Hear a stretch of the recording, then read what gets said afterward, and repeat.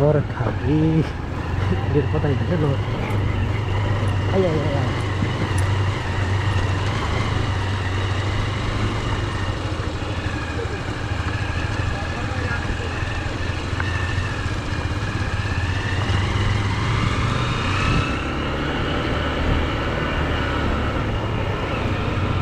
यहाँ त्यो गुम्पेक है यो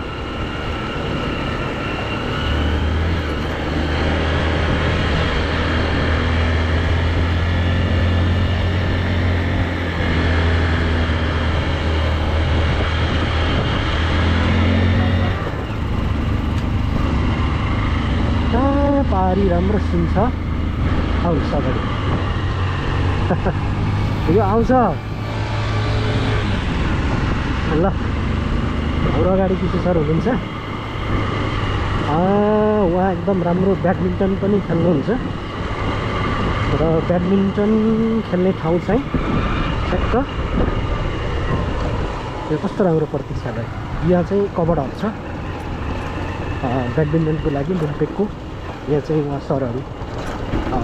ब्याडमिन्टन खेलाडीहरू आउनुहुन्छ खेल्नुहुन्छ यसरी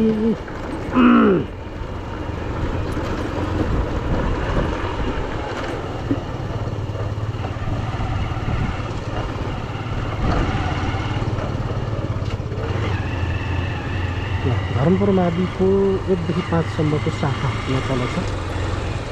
भगवान हुँदो रहेछन् यिनीहरू 1 देखि 5 शाखा बाटो चाहिँ सत्यवती है क्षेत्र जाने बाटो हो यो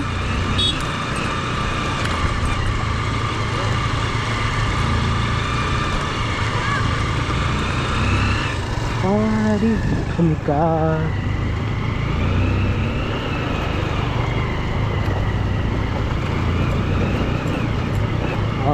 नेपालको 100वटा